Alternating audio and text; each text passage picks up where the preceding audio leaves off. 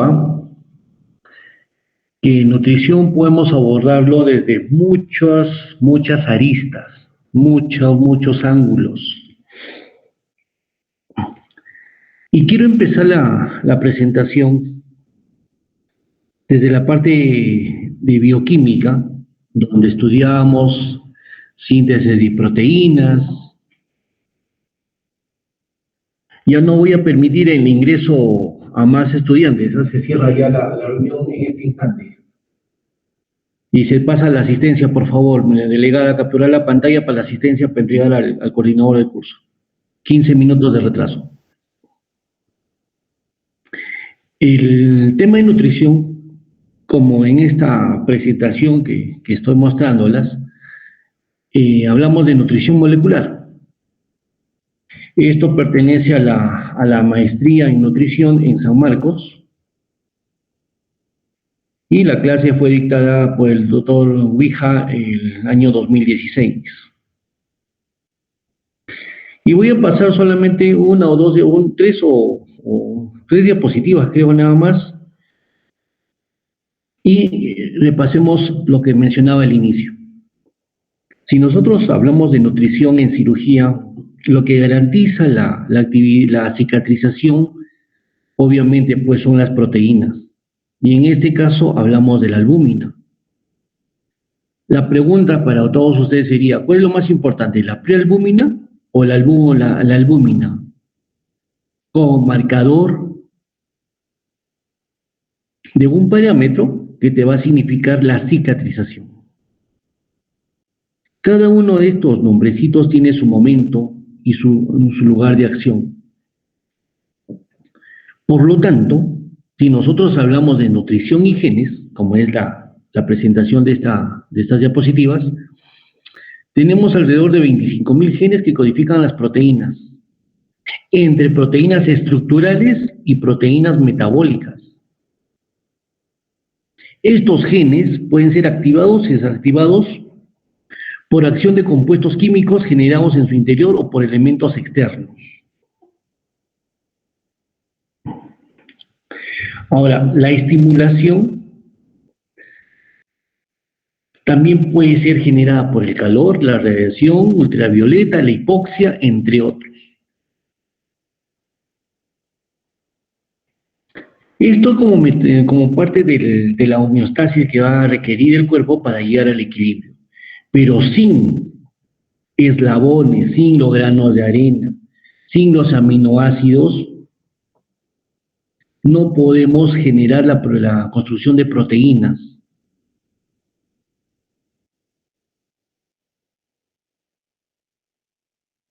Ahora, la genómica nutricional o nutrigenómica está vinculada con la integración entre la genómica funcional, nutrición y salud. La conversión de un fenotipo sano a un fenotipo de disfunción crónica es posible explicarlo por las modificaciones en expresión o alteraciones en las actividades de las enzimas o proteínas.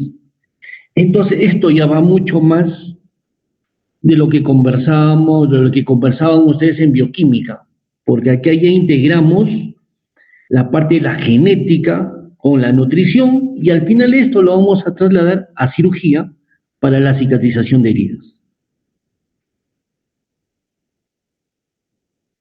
Esto es necesario de dominio. Obviamente yo no les estoy pidiendo que me dominen nutrición y genes, porque cuando volvemos a hablar al Robertis, al Harvey, ¿cuál es el libro de bioquímica? Me olvidé el nombre. Ya, regresen a este libro, no vamos a ponernos pues a leer y repasar todo lo que en su momento han tenido o hemos tenido que estudiarlo.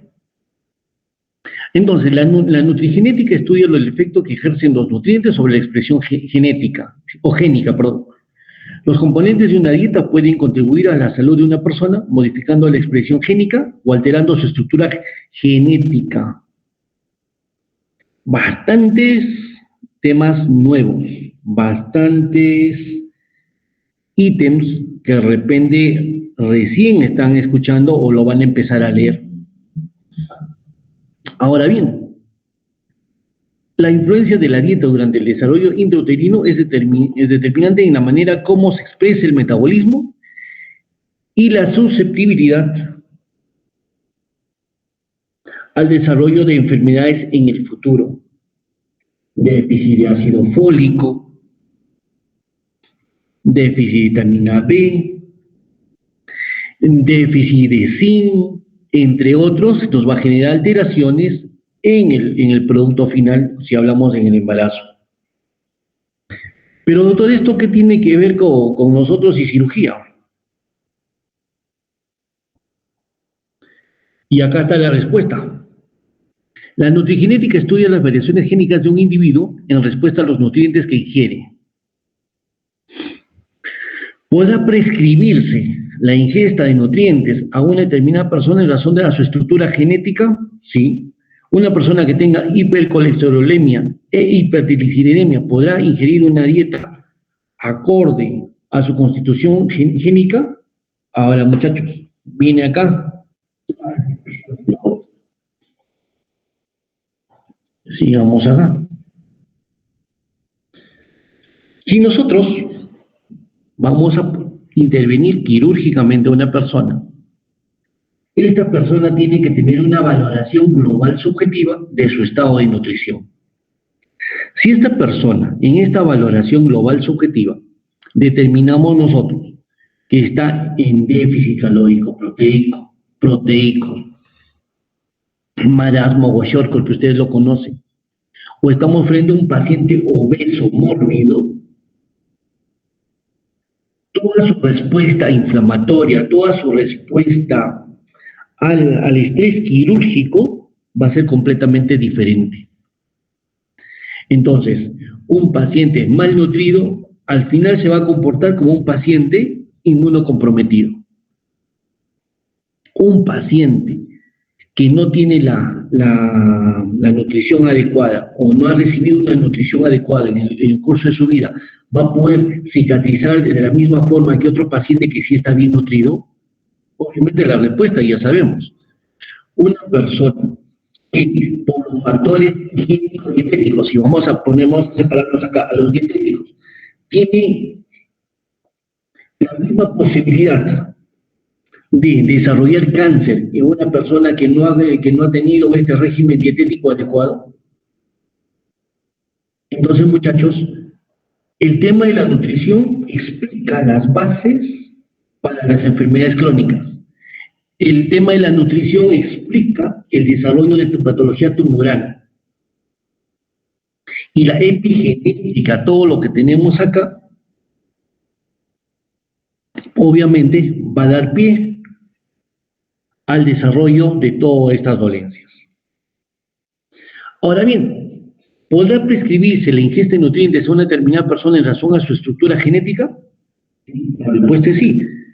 Ahora, ¿se podrá prescribir la ingesta de nutrientes a una determinada persona que va a ser sometida a una intervención quirúrgica? Sí, la preparación preoperatoria. Si nosotros vamos a nutrir a un paciente que está crónicamente enferma para tener un mejor resultado quirúrgico, un mejor resultado en la cicatrización, ¿podemos hacerlo? Sí. ¿Y cuál que les había dicho al inicio? ¿Qué es lo que determina primero? ¿La albúmina o la prealbúmina? ¿Cuál es nuestro marcador más sensible? ¿Y de qué cosa nosotros nos fiamos? Voy a dejar acá a la prealbúmina porque eso tiene otra explicación, otra ruta. Vamos a hablar solamente de la albúmina.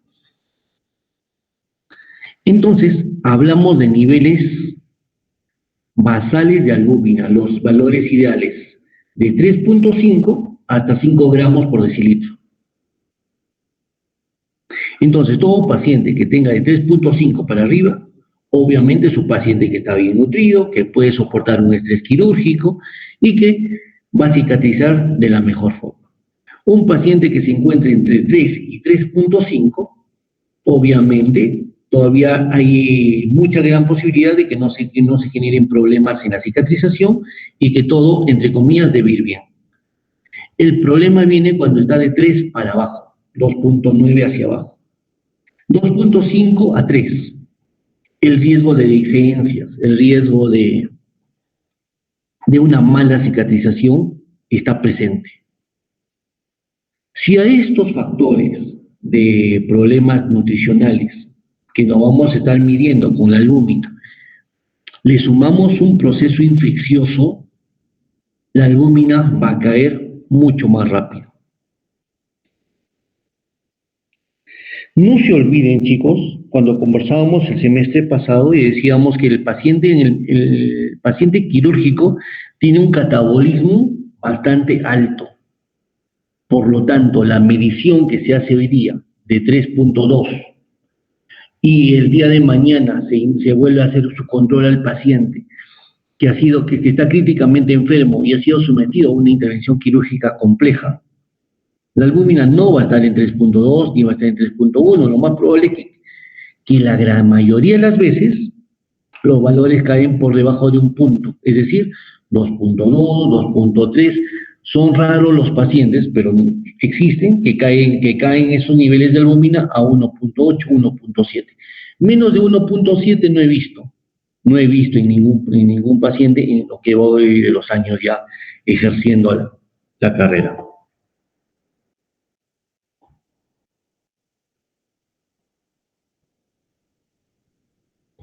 Y para terminar, esto nomás acá ya nos quedamos. La interacción de genes, la nutrición molecular, interacción de genes y nutrientes. Genes, nutrientes del otro brazo, nutrigenética, de izquierda a derecha de su pantalla, y de derecha a izquierda, la nutrigenómica. La expresión de genes, el polimorfismo que se va a encontrar. Y creo que acá...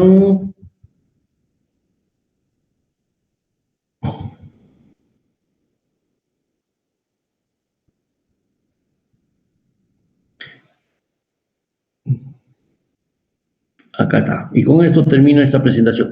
La nutrigenómica comprende ciertos principios. Los componentes de una dieta pueden alterar la expresión o estructura de los genes, sí, ya los hemos mencionado. La dieta puede constituir un factor de riesgo a una enfermedad, ya lo hemos explicado. La intervención dietética puede prevenir, paliar o curar enfermedades crónicas, sí. Entonces, si yo mejoro el aspecto nutricional, porque ahorita hay un tema que son crónicos que prácticamente vas a llegar a pincelar la enfermedad, pero al final nunca la vas a curar. Entonces, la intervención dietética. Vamos a realizar una intervención en un paciente preoperatorio, un paciente con cáncer, un cáncer gástrico antropilórico, paciente que no ha estado comiendo, ha adelgazado 10 kilos en los últimos 2 meses, su albúmina aparentemente está en 3, pero con todos estos antecedentes de mala nutrición aguda por una enfermedad tipo cáncer, no recibe alimento alguno porque es un síndrome pilórico. Vamos a intentar llevarlo a quirófano con esos valores y ese antecedente. La respuesta es no. ¿Por qué? Porque va a haber dehiscencia de las cicatrizaciones, de las anastomosis, de las suturas, todo se va a abrir. Y vamos a tener fístulas, fugas intestinales, y esto va a aumentar la morbimortalidad en el paciente. Entonces, ¿la intervención cómo se hace? Si este paciente no puede comer, obviamente tendré que utilizar la ruta parenteral. Utilizaremos la ruta parenteral con aporte de proteínas o aminoácidos en este caso, carbohidratos y grasas, la NPT total. O simplemente puedo darle carbohidratos, calorías, más proteínas. Entonces, esa sería la parte básica. Las grasas hace que ya se complete la nutrición parenteral total. Ahora, una nutrición en este paciente puntual, cáncer gástrico, antropíloro, albúmina 3 o 2.8, de repente sus controles, siguiente control. Vamos a llevarlo a nutrición NPT por un espacio de 10 días. Quizás en esos 10 días la nutrición logre mejorar y esté sobre 3. Yo puedo darle 20 días de nutrición al paciente y vamos a estar sobre el mismo nivel sobre 3. Así en los controles puede ser que en algún control puede llegar en 3.5, 3.9 o 4, pero son prácticamente valores irreales. Asumimos que a partir del 10.º día el nivel de albúmina se va a mantener sobre 3. Y esto sobre 3, al inicio de la conferencia, les había mencionado que ya nos da cierta seguridad para la cicatrización de las heridas. Obviamente, la intervención en dietética no es solamente preoperatoria. En el posoperatorio tiene que continuarse con el soporte nutricional en los pacientes. Por lo tanto, estamos influyendo sobre el estado de salud independientemente de la constitución génica de la persona. Y con esto cierro esta parte.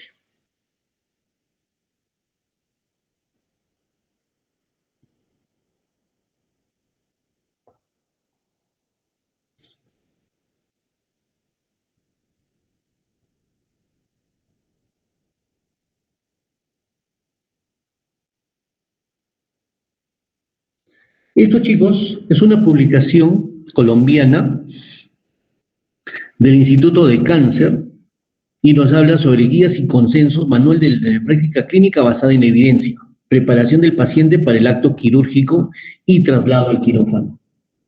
Y acá solamente, no voy a repasar todo el artículo con ustedes, pero acá solamente nos importa la parte nutricional, el enfoque. La preparación del paciente no solamente es ver el sitio operatorio, marcar al paciente, marcar la zona operatoria, controlar la identidad del paciente, ver que los materiales estén completamente estériles. La preparación del paciente también significa la parte nutricional del paciente, no se olviden.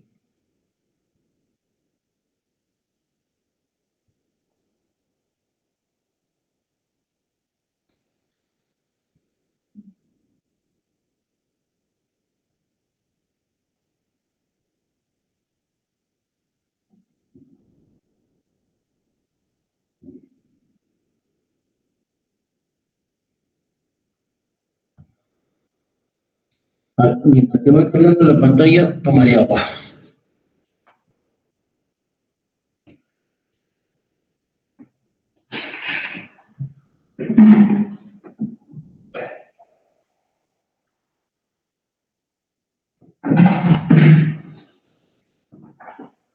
¿No carga la pantalla? ¿Qué pasó? Vamos a ver qué pasó con mi pantalla.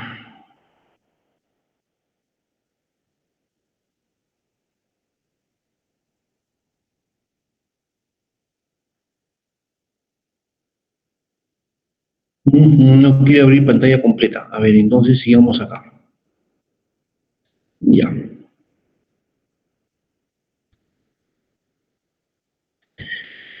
Vamos a separar el segundo grupo. Que es la cuestión de pacientes quemados. Un ítem muy importante. No vamos a hablar de estadísticas, esto lo voy a pasar más rápido. Rápido vamos a pasarlo. La mortalidad, pasamos acá está. Si nosotros tenemos un paciente que hace el sometido a tratamiento quirúrgico y nosotros le pedimos al paciente la preparación que tenga un periodo de ayuno, a las 12 horas ya encontramos atrofia de la mucosa intestinal. Por lo tanto, y hay cambios en la absorción y aumento de la permeabilidad intestinal. ¿Qué vamos a tener como consecuencia? La disminución de la absorción de glucosa, aminoácidos y ácidos grasos a partir de las 72 horas.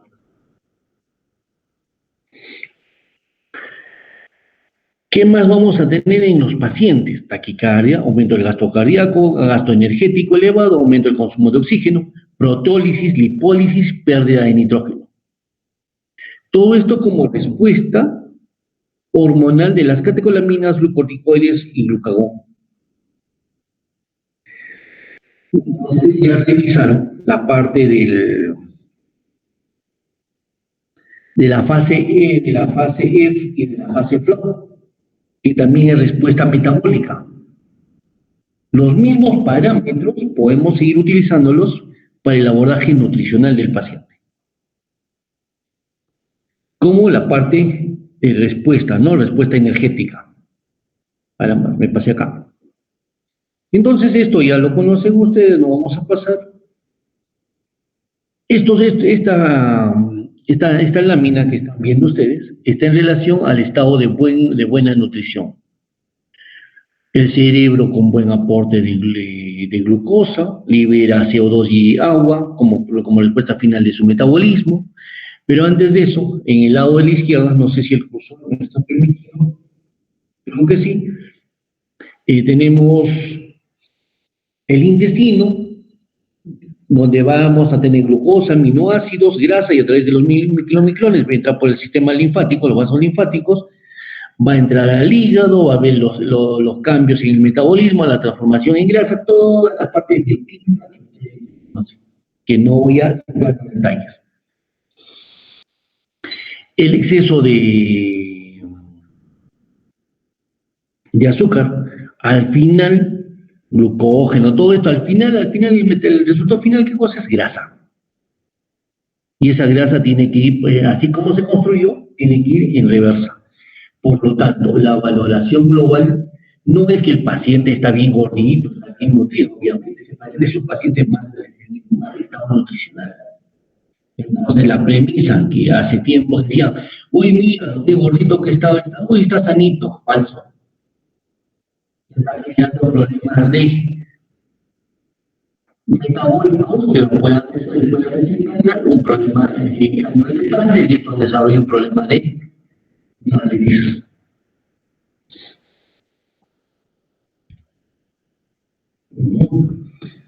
Eso es en el ayuno temprano. ¿Vieron los cambios? Ya no hay aporte de glucosa, ya no hay aminoácidos, ya no están los ácidos grasos en los kilomicrones, se cortaron las vías. Entonces, todo está en función al hígado, glucógeno, glucosa, y el metabolismo del ciclo de Krebs que vamos a encontrar acá, y todo alterado. Ya no va a haber mayor depósito de grasa, sino que todo tiene que ir hacia la transformación de nutrientes, de elementos para el metabolismo que se requiera. Liberación de azúcar. En el ayuno prolongado, entonces ya tenemos, al inicio teníamos glucógeno, en el ayuno prolongado tenemos a la proteína de inicio. Entonces ya pierde el paciente masa magra.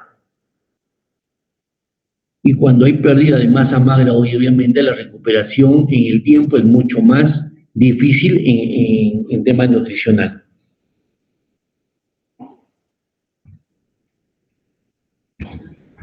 Entonces, ¿cuál es el objetivo de la nutrición?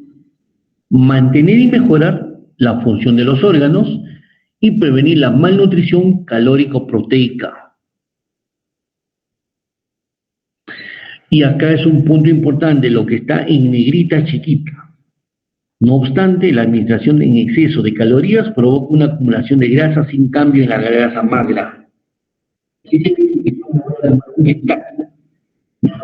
Una alta cantidad de ácidos grasos de cadena larga, cadena corta, polisaturados, y al final no va a tener algún beneficio en la masa de masa magra y la grasa. Disculpe, doctor. Sí, te escucho. Doctor, no se escucha bien su audio. Uy, caramba, ¿y ahora qué hacemos? ¿Más fuerte? Ahora sí le escucho bien. Pero... entonces más fuerte, ya. A ver, más agua entonces.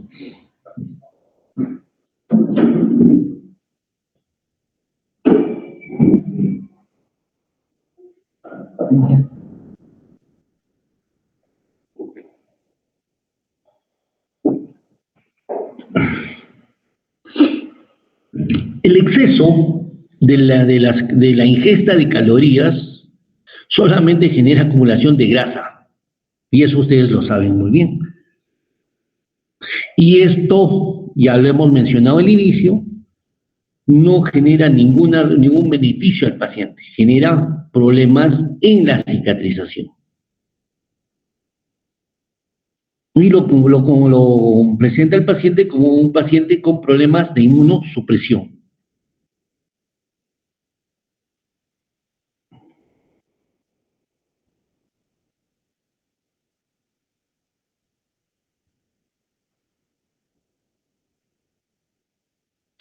Ya está, y terminamos con esto entonces. ¿Ya? Cerramos acá.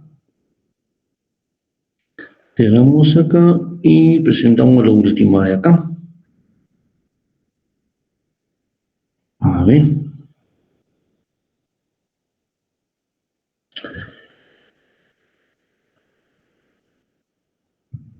Ya está.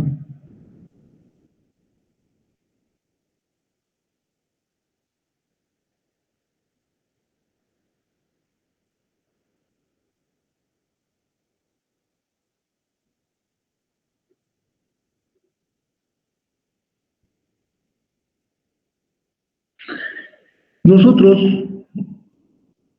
no podemos solucionar lo que en casa no se ha intervenido en forma adecuada. Muchas aristas para abordar este tema, pero nosotros vamos a hablar de la nutrición hospitalaria y de la actuación que nosotros realizamos como parte del acto médico. Entonces, la nutrición hospitalaria se considera parte indispensable de la terapia utilizada. No solo los pacientes van a recuperarse con la administración de las drogas, sino que es fundamental la nutrición. Un adagio de los cirujanos mayores, que es lo que me decían: paciente que come, paciente que no se muere, paciente que cicatriza y paciente que se va a su casa. Preocúpate cuando el paciente no come. La evolución en el tiempo, como lo vamos a ver en las diapositivas siguientes, ha determinado el mejor conocimiento del soporte nutricional que debemos darle al paciente.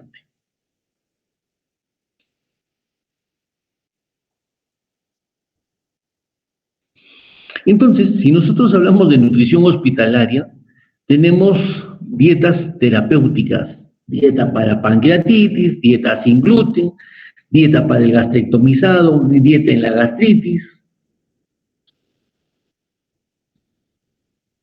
dieta en la úlcera péptica, en el úlcus gastroduodenal, en la hernia de hiato, en el paciente que tiene problemas de uremia y gota, en los pacientes que tienen intolerancia a la lactosa y la fructosa, dieta en inapetentes. O sea, podemos tener un sinnúmero de artificios que puedan modificarse, que puedan ser utilizados, para nutrirlo al paciente en forma adecuada. Por ejemplo, acá no he escrito, acá no he puesto la dieta para el paciente renal, dieta para el paciente diabético, dieta para el paciente que sufre de POC, dieta para el cardiópata.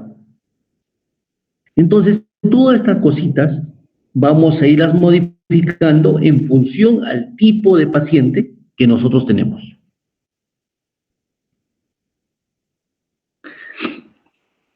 La mejor vía, que ya le hemos visto, que se altera desde las 12 horas de ayuno, es la vía enteral. Entonces, en el hospital ofrecemos dos rutas de nutrición a los pacientes: la vía enteral y la vía parenteral. Ya les he mencionado que a las 72 horas hay cambios importantísimos en la absorción de aminoácidos, grasas, proteínas, y a las 12 horas solamente empezamos ya con la atrofia, aumento de la permeabilidad, y esto nos puede generar problemas, sí, Entonces hay que corregirlos. La nutrición enteral es la mejor forma, es la mejor ruta. El paciente absorbe lo que necesita, metaboliza lo que requiere, almacena lo que su cuerpo y su metabolismo le exigen. Y los demás lo guardan. Obviamente el paciente debe engordar o cambia masa magra. No estoy hablando de grasa, estoy hablando de masa magra.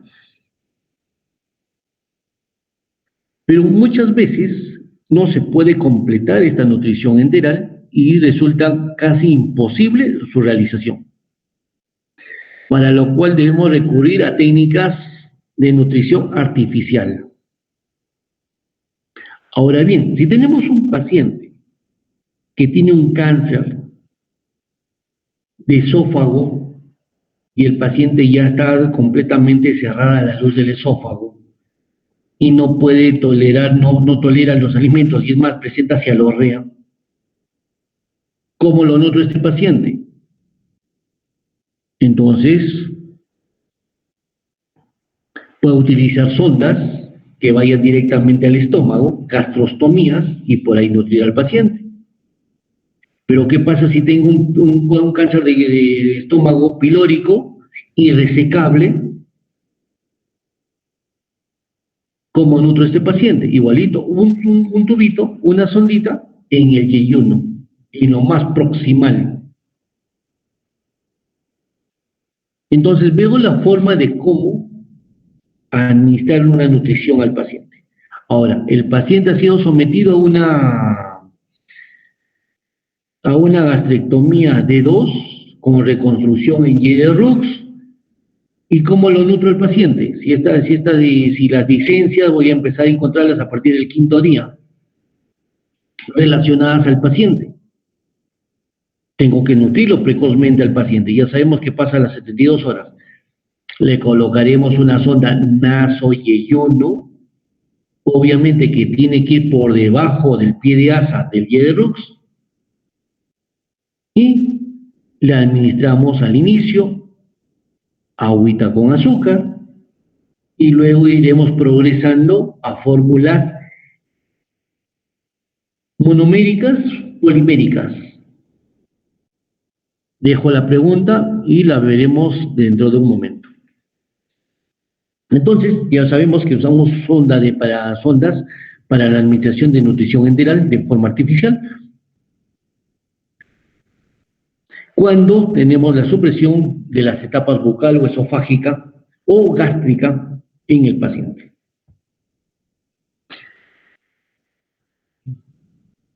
Ahora, ¿cuándo inicio nutrición? Cuando mi valoración global subjetiva así lo determine. Necesito nutrir al paciente como parte del preoperatorio y tener un mejor resultado en el postoperatorio. Utilizaré nutrientes de nutrientes monoméricos, poliméricos, cadena corta, cadena larga, N formas, fórmulas elementales. ¿Qué fórmulas puedo utilizar? Las que el mercado me las permita y la capacidad económica del paciente pueda adquirirlas, si es que no está en la seguridad social, obviamente. Ahora, en los pacientes hipermetabólicos, ya hemos hablado, sepsis, traumatismos, quemaduras extensas, trasplante de órganos, tenemos que darle nutrición. Y lo ideal de estos pacientes es una sonda directamente colocada en el yeyuno, nasoyeyuno, para administración de fórmulas monoméricas, fórmulas elementales de fácil absorción. Recuérdense ustedes que en el estómago va a haber este desdoblamiento de las cadenas por acción del ácido clorhídrico. Entonces, en el yeyuno ya no va a haber este tema de digestión inicial. Por lo tanto, solo tenemos que haber absorción. ¿Y qué es lo que absorbe el intestino? Aminoácidos.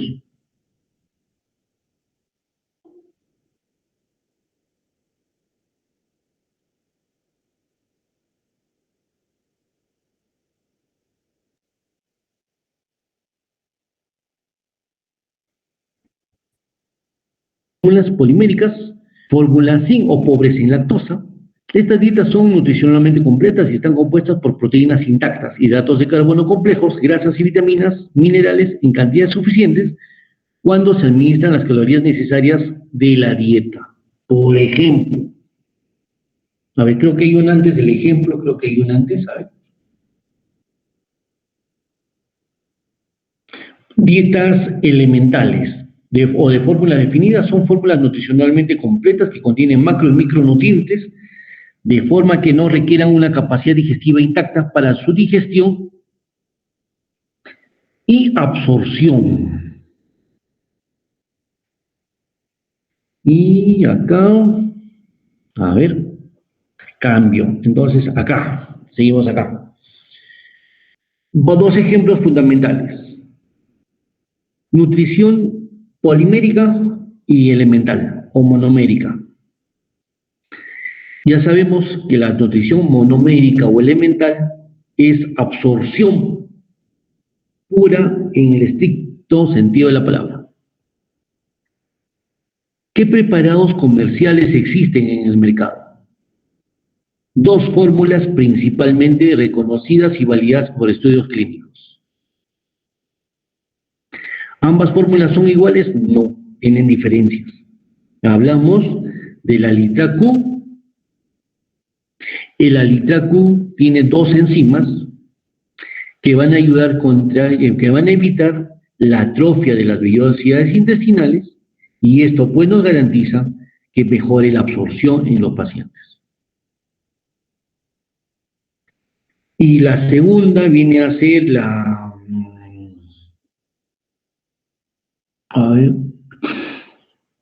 el osmolite. El osmolite también son fórmulas elementales que va a diferenciarse de la Alitracu por estos dos aminoácidos importantes que van a evitar la atrofia de las vellosidades intestinales. Por lo tanto, ahora, ¿cuál es mejor? Obviamente la Alitracu. El Alitracu tiene un sabor y un olor feo, pero es altamente beneficioso. No vamos a hablar en detalle del aporte calórico en relación gramo-proteínas, fórmula de Harris-Benedict, no voy a meterme a esa parte, pero solamente voy a mencionarles que un gramo, una caloría, es igual a un centímetro, un mililitro del preparado. Por lo tanto, si le voy a dar un litro, le estoy dando 1000 calorías. Aparte hay que sacar lo que corresponde a la proteína, aparte hay que sacar lo que corresponde a la grasa, y en función de eso tenemos un gramo igual a una caloría. ¿Qué pasa con el resto? Por ejemplo, voy a hablar solamente de una marca, el Ensure, que es de uso hospitalario, la más reconocida y la que tiene mejor resultado. Tan beneficioso es la administración de este producto que así que es de gran valor comercial para el fabricante. Entonces tenemos fórmulas poliméricas que requieren la acción del ácido clorhídrico para su desdoblamiento y la absorción final. Y el mismo Ensure tiene diferentes nombres para los dos tipos de pacientes de mayor número de casos. Estamos hablando de los diabéticos, que tenemos con el nombre de Glucerna, porque la cantidad de calorías es mínima, y tenemos el Pulmocare, que tiene poca cantidad de carbohidratos para evitar la formación de CO2. Y esto puede exacerbar al paciente con EPOC. Entonces acá ya vemos dos latas dirigidas a dos patologías importantes. Y las dos últimas que podemos mencionar, para niños, el KIDS, y ahora tenemos el Sport para los atletas. Estos son este es el nombre o los nombres que les he dado, sin ningún afán comercial, del tratamiento en forma enteral. Pero si al paciente le puedo dar clara de huevo, si al paciente le puedo dar un concentrado de caldo de cuy, le puedo dar un concentrado de pescado, porque el tubo digestivo está indemne y puede absorber, utilicemos la dieta enteral. Cuando utilizamos los preparados, el Alitracú, el Osmolay, el Ensure, cuando tenemos un déficit nutricional y debemos recuperarlo al paciente. Ahora, ¿un paciente puede vivir solamente con el Alitracú? Por supuesto, puede vivir. ¿Un paciente puede vivir solamente recibiendo Ensure? Sí, porque tiene todos los elementos que requiera. Incluso va a engordar. Y en el hospital nosotros lo vemos porque esa es la respuesta que tenemos después de la administración prolongada del producto. Cambiemos entonces las indicaciones. Indicaciones de nutrición parenteral total. Indicaciones exclusivas y o prioritarias. La primera es dificultad o incapacidad para utilizar el tracto digestivo, posoperatorio inmediato en cirugía mayor digestiva. Obviamente al paciente no puedo darle sopa ni segundo cuando ha sido intervenido de una recesión colónica, un problema de intestino o un problema de cirugía gástrica. Cuando un paciente tenemos complicaciones como dehiscencia en el postoperatorio, obviamente el tubo digestivo está alterado, no puedo utilizarlo. Cuando hay obstrucción del aparato digestivo, sea por obstrucción mecánica o proliferativa tipo neoplasia, no puedo utilizarlo, el NPT. Ahora, si este paciente con cirugía compleja tengo la necesidad de no utilizar el tubo digestivo, obviamente tenemos que irnos a la NPT. En caso como ¿cuál? Como la pancreatitis. En este caso hacemos un reposo gástrico. El estómago está bien, el problema es el páncreas. Pero si nosotros le damos dieta al paciente, se estimula la glándula y secreta mayor enzima, pero si estamos sobre una pancreatitis va a agravar el problema. Por lo tanto, reposo gástrico, colocamos una sonda nasoyeyuno y por ahí puedo administrar la nutrición al paciente. Ahora, pero si su condición es ya de compromiso intestinal y no me permite nada, nutrición parenteral total. Ahora, ¿cuándo también uso nutrición? Intolerancia o no mejoría clínica a la nutrición enteral. Como coadyuvante de la quimio y radioterapia. Desnutrición severa tipo Kwashiorkor. En los politraumatizados con trauma abdominal asociado. En los estados hipercatabólicos graves. Reposo intestinal real y programado por más de 5 días. O sea, pacientes que van a ser reintervenidos múltiples veces. Inicialmente les hablaba de un periodo de ayuno postoperatorio, pero si estos pacientes que nosotros ya sabemos que va a entrar un ayuno prolongado, porque tiene que recibir múltiples operaciones a demanda, tengo que nutrirlo y la ruta principal es la NPT. Las complicaciones, esto viene el problema mayor. En la nutrición enteral, el paciente absorbe lo que quiere absorber. No hay otro parámetro.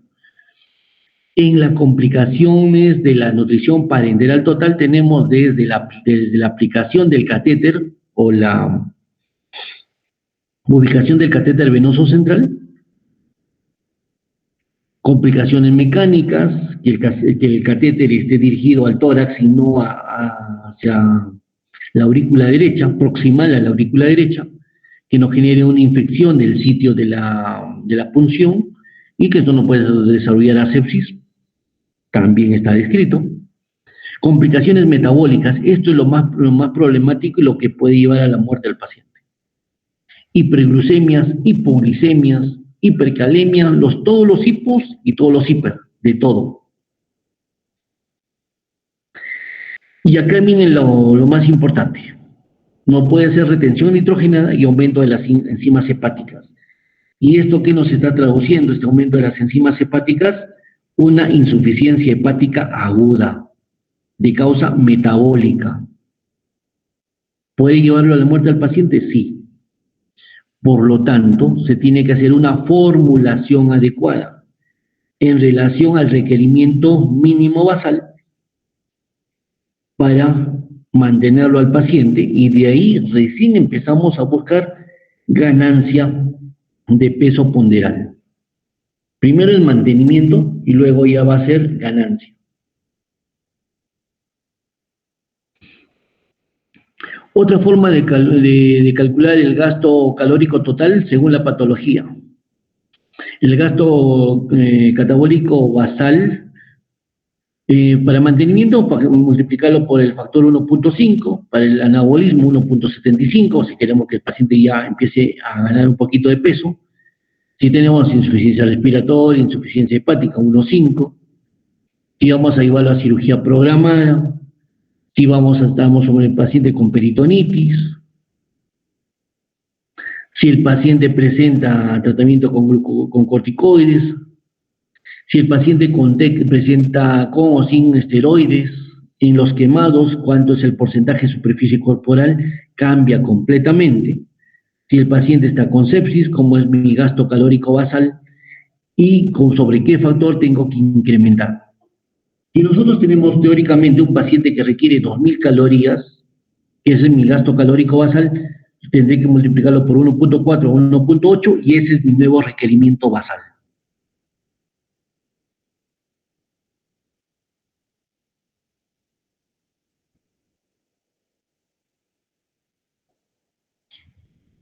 Esto no lo vamos a hablar, chicos. Aporte de lípidos, esta sería la formulación. Acá no vamos a hablar. Nutrición integral.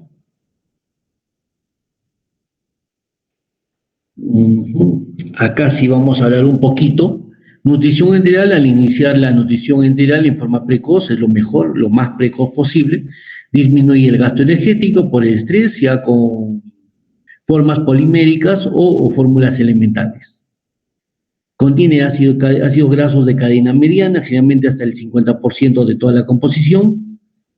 Es el combustible del enterocito, la glutamina, la beta-carboxihidrobutirato, la acetato, glucosa y lactato. También tiene ácidos grasos de cadena larga, que van a ir directamente pues por el sistema porta y de ahí al hígado para ser utilizados en forma directa.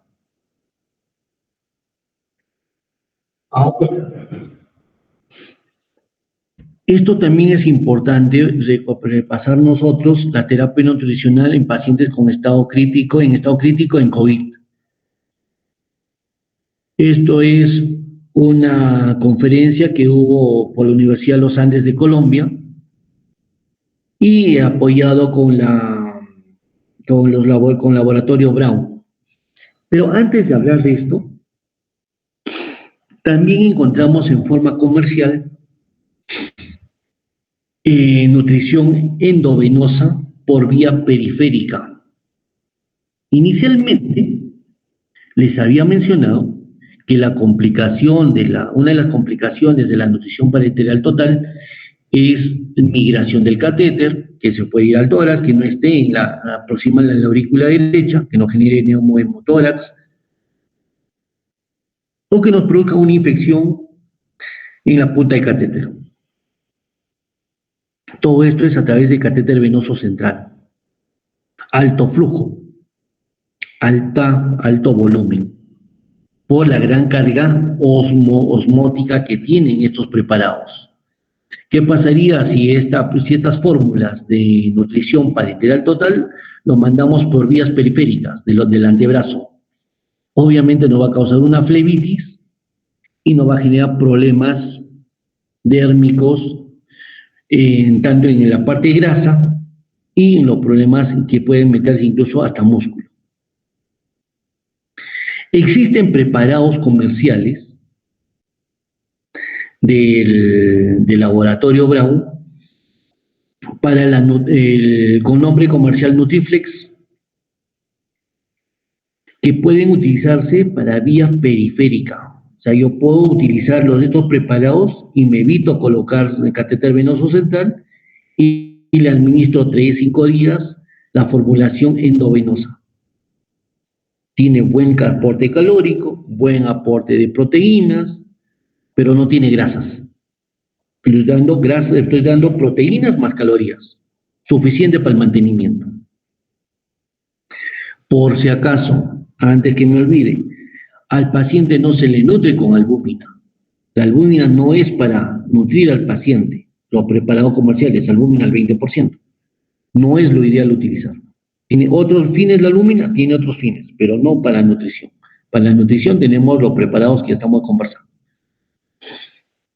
Entonces, regresemos y continuemos con el tema de terapia nutricional en pacientes en estado crítico con COVID-19, presentado por el jefe de soporte metabólico y nutricional. Y como ven, un cirujano a la cabeza de este grupo. Los cirujanos nos interesamos más en la nutrición que el resto de las especialidades. Ya les he mencionado, sin nutrición, cicatrización y por lo tanto, no hay recuperación del paciente. Esto ya no vamos a hablar, esto acá. Creo que esto sí. A ver. Estos son estados de hipercoagulabilidad, la fisiopatología. Y estos son las curvas. A ver, creo que nos saltamos hasta por acá.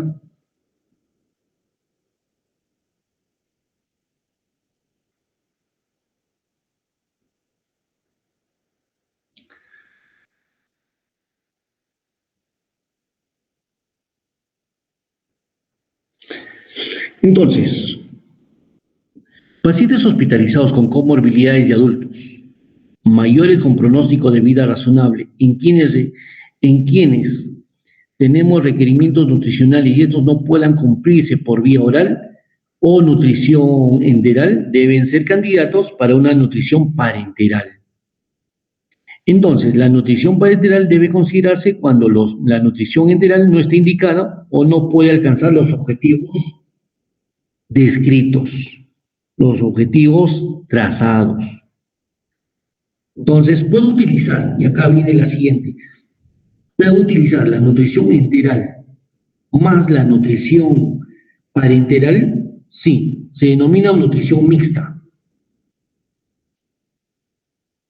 Entonces, hasta equilibrar al paciente, uso los dos y voy aumentando y retirando uno proporcionalmente.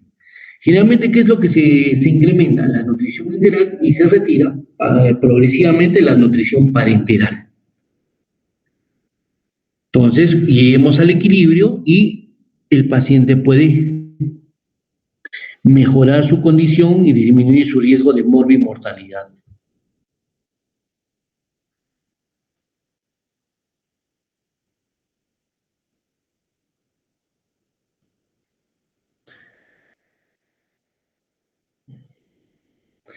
Ahora bien, los pacientes que van a estar con intubación, el tubo digestivo está limpio, está indemne. El problema es el pulmón.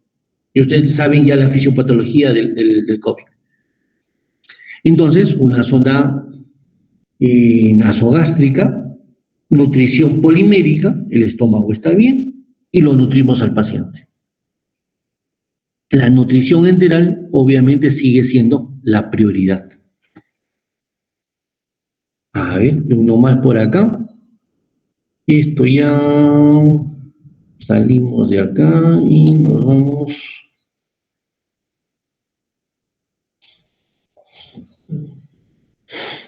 Este es un dibujito donde vemos dos cosas importantes. Uno, y está pintadito acá con punto rojo, a través de los preparados que puede hacer acá podemos poner el Ensure en infusión continua. A través de una bomba de infusión, la sonda conectada a la sonda nasogástrica, y el estómago lo va recibiendo gotita a gotita y va haciendo la digestión.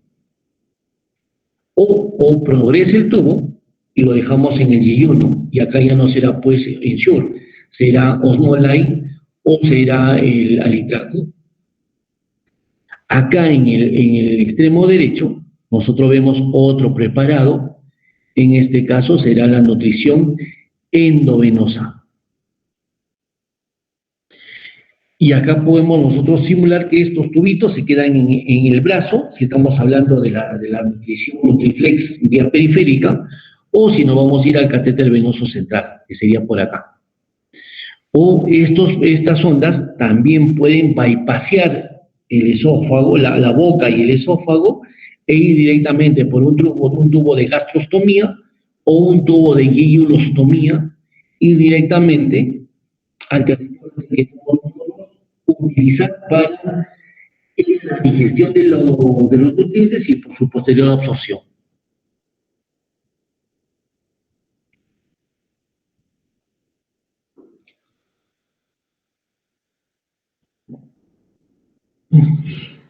Ya no vamos a hablar de los objetivos de requerimiento de ganancia de peso. Entonces, lo básico ya ha sido mencionado. Un tema más antes de terminar. Existen protocolos para el inicio precoz de la nutrición enteral en el paciente quirúrgico. Y uno de estos protocolos es el protocolo ERAS. El protocolo ERAS, como suena, E-R-A-S, ERAS, está diseñado para la nutrición en el paciente con cirugía oncológica, perdón, cirugía colónica, tanto oncológica y no oncológica. Y generalmente se inicia la nutrición a las 6 y 12 horas después del acto operatorio. Nutrición precoz. Otro inicio de nutrición precoz tenemos también en los pacientes que realizan manga gástrica o bypass gástrico, cirugías metabólicas. Entonces, inicialmente estos pacientes solamente ingieren líquidos. Y acá viene la siguiente premisa. ¿Por qué suspender la vía oral a un paciente si nosotros sabemos que se producen 7 litros de líquido al día y que estos líquidos van a estar en continua secreción y absorción en todo el tubo digestivo? Algo puede influenciar, dale 50 centímetros de agua, dale 200 centímetros de agua o dale 500 centímetros de agua sobre este volumen total que tenemos.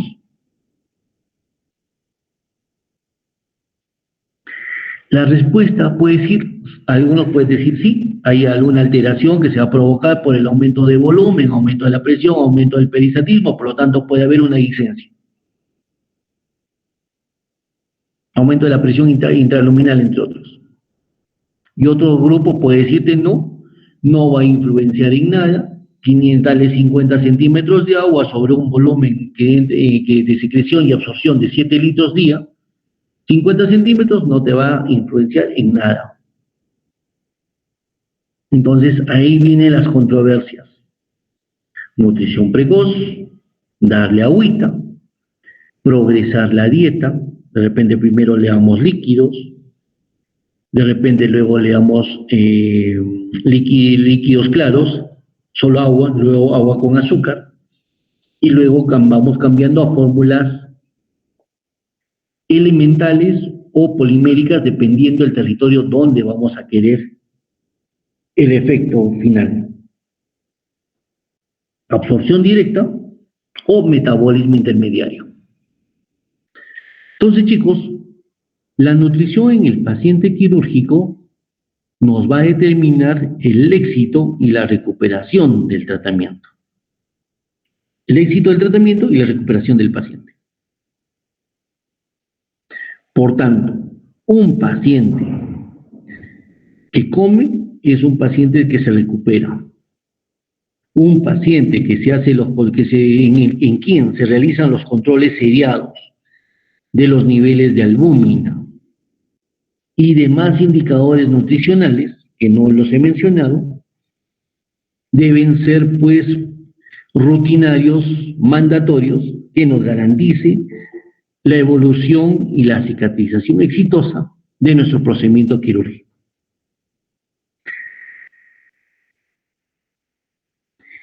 A ver, ¿qué más, muchachos? ¿Qué más?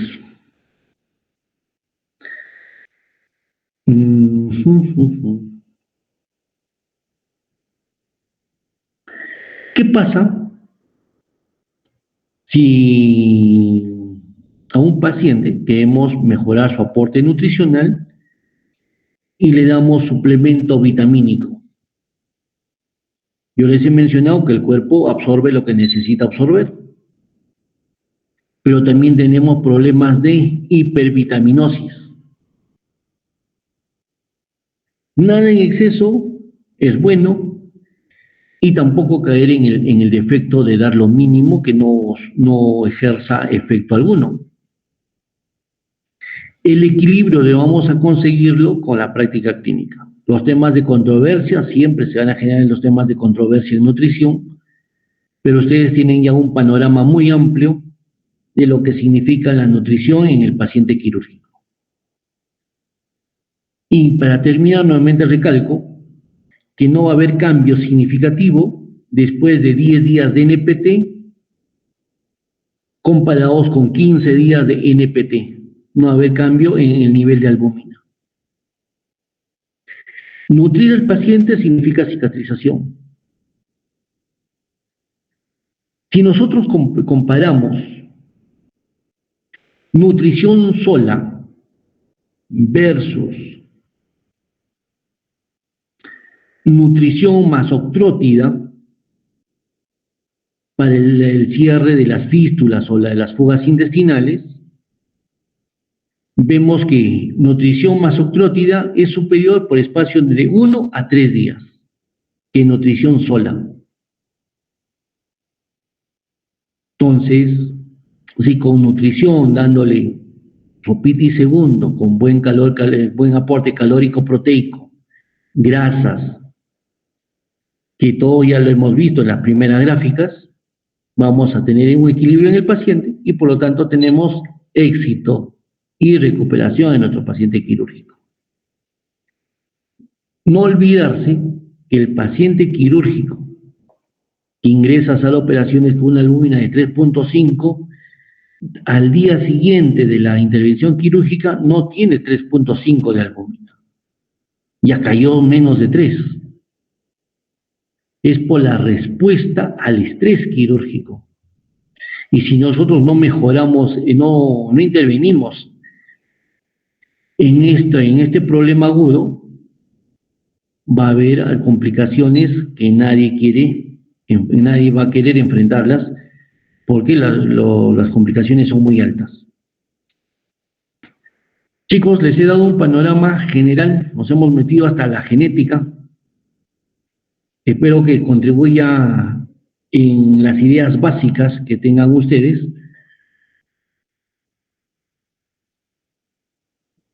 Y definitivamente dejamos la puerta abierta para las preguntas y o comentarios que ustedes quieran realizar. Delegada, por favor, me envía por medio interno la captura de pantalla de los participantes a la reunión del día de hoy. Tomado a las 2:15. Está bien, doctor. Doctor, yo tengo una pregunta. Sí, adelante, por favor. Doctor, se habla mucho de la nutrición precoz, pero ¿qué tan precoz debe ser? ¿Cuántas horas en el postoperatorio ya se puede alimentar al paciente? La nutrición precoz está en relación al tipo de cirugía, al hallazgo operatorio y al tipo de paciente. O sea, no hay una fórmula decirte, paciente operado de colistectomía laparoscópica, dale dieta a las 6 horas, porque de repente a las 6 horas está vomitando el paciente, tiene vómito, o presenta vómito, perdón. No es lo mismo decirte a un paciente con apendicitis aguda complicada, darle nutrición a las 24 horas o esperamos 72 horas para el inicio de la nutrición o de la tolerancia oral. O sea, no hay una fórmula mágica, no hay nada de decirles, esta es la guía. Ahora, si el tubo digestivo está intacto, ha sido una cirugía extra gastrointestinal, vesícula, hígado, quiste, entre otras, obviamente pues podemos reiniciar rápido. Nosotros tenemos un paciente que tiene una fractura de hueso y ha sido operado de hueso, termina pasa el efecto de los anestésicos 6-8 horas y le doy sopa y segundo y le digo que coma su pollo a la brasa, no hay ningún problema. Pero no vamos a hacer lo mismo con el paciente que ha tenido una cirugía gastrointestinal. Entonces, tipo de cirugía, hallazgo operatorio, tipo de paciente, te van a decir en qué momento iniciar la nutrición. Cuanto más pronto, mejor para el paciente y nos evitamos los cambios que ya hemos repasado. ¿Otra pregunta, por favor?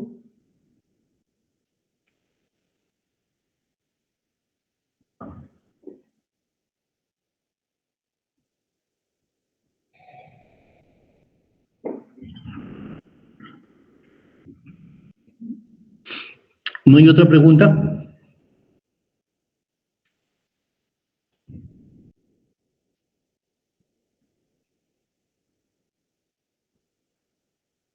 Bueno, no habiendo ninguna pregunta, ningún comentario, les agradezco la participación y nos volvemos a encontrar de acuerdo a la programación en Syllabus y con mi grupo de rotación, por favor, coordinemos los horarios porque a veces en las mañanas se me complica la vida con el tema de me falta turnos operatorios y tengo harto paciente que está haciendo bronca por operarse. Bueno, ya seguimos otro tema. Bueno, muchas gracias a todos ustedes. Buenas tardes. Gracias, doctor. Buenas tardes.